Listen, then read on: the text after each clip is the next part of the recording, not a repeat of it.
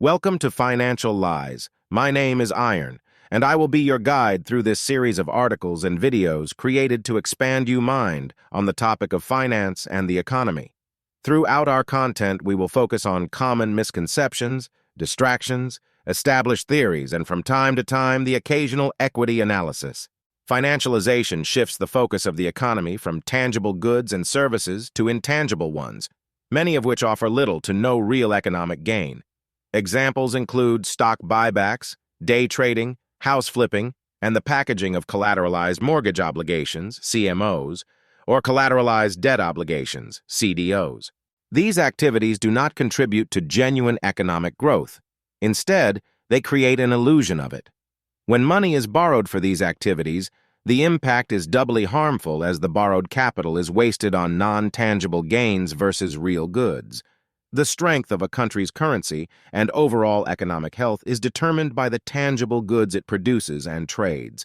A company's economic health is derived from the goods, efficiencies, profits, and tangible values it produces for the market. Unfortunately, we have fallen into the trap of wasting capital on activities that offer only the semblance of growth rather than real sustainable progress. More on this in our upcoming article and video, CPI, Consumer Pricing Illusion. Take Apple in America, for example. When Apple uses its cash reserves or worse, borrows money to buy back shares, it doesn't produce more phones or improve efficiencies. Instead, this practice acts as a long-term drag on the stock and earnings by spending precious capital that could have been used for innovation, increased manufacturing, or improved efficiencies, simply to juice the stock price in the short term through financialization. We can see this incentive in Apple's stock-based compensation. And this is not just an Apple problem, this is now the standard of most companies' compensation structure. This trend is evident in Apple's stock and its inflated stock price, with a lofty P/E ratio of over 29, roughly double its historical average. Apple exemplifies this dangerous trend of financialization, hollowing out its own business lines and pushing up asset prices for a quick return rather than meaningful production expansion. Similarly, the same trend can be observed in America and throughout the West. Creating more Uber drivers or incentivizing house flippers does not truly strengthen the economy. Rather, it weakens it.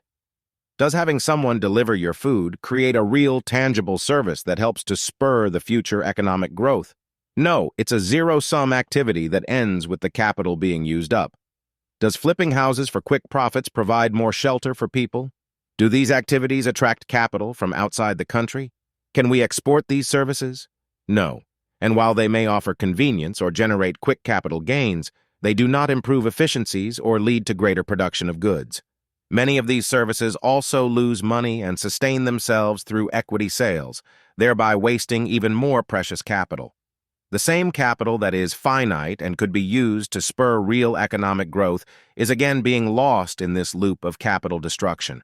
This includes companies that receive government kickbacks for their products or those mining fictitious assets. We are not outright critics of Bitcoin, BTC, or the Green Movement, but tangible resources are scarce, whereas shares outstanding are not.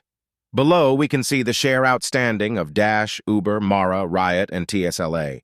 These are just a handful of hundreds of companies that have been poor stewards of capital that is the lifeblood of a strong economy.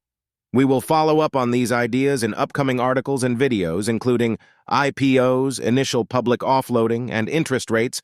What is the price of money? Financialization is the wrecking ball of the economy and often occurs during the late stages of great empires. Can we turn things around by spending within our means, using capital in productive ways, and incentivizing better habits to our stewards of capital? We will only find out with time, but we can clearly see we are on the wrong path, and in these times, we must search for assets to protect ourselves. Please join us as we traverse this landscape of Financialize or financial lies. We are here to invoke your thoughts on the world in front of us all. In the end, we are not here to convince you that these are lies, but rather show you the other side of finance that has been hidden from you. In the end, you will decide if these are financial lies or not. Please support us by following us on X, YouTube, Patreon, TikTok, and Substack.